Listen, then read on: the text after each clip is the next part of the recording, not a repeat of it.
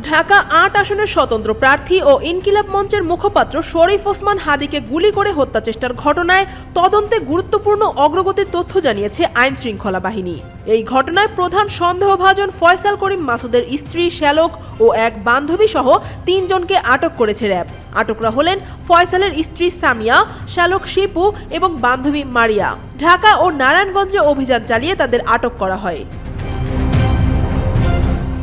RAB জানায় আটক ব্যক্তিদের কাছ থেকে ফয়সালের স্বাক্ষর করা বিপুল পরিমাণ চেক বই এবং গুরুত্বপূর্ণ ইলেকট্রনিক ডিভাইস উদ্ধার করে পুলিশের কাছে হস্তান্তর করা হয়েছে। তবে এখনও পলাতক রয়েছেন হত্যাচেষ্টার মূল অভিযুক্ত ফয়সাল করিম মাসুদ।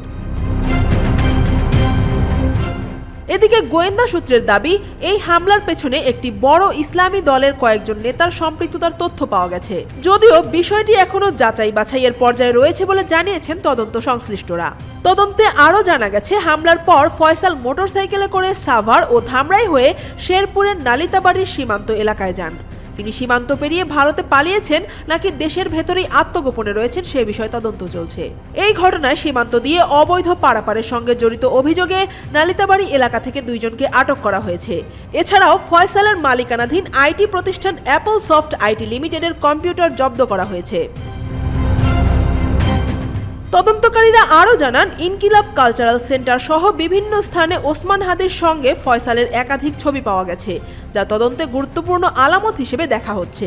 ত্রয়োদশ জাতীয় সংসদ নির্বাচনের তফসিল ঘোষণার পরদিন রাজধানীর পুরানা পল্টনের বক্স কালভার্ট সড়কে প্রকাশ্য দিবালোকে গুলিবিদ্ধ হন শরীফ ওসমান হাদী।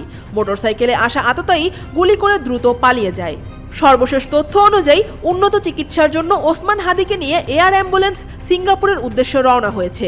আজ দুপুর 1:55 ঢাকার হযরত শাহজালাল আন্তর্জাতিক বিমানবন্দর থেকে এয়ার অ্যাম্বুলেন্সটি উড্ডয়ন করে।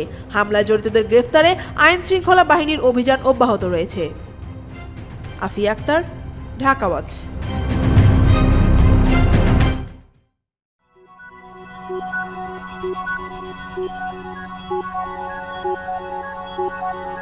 Thank you.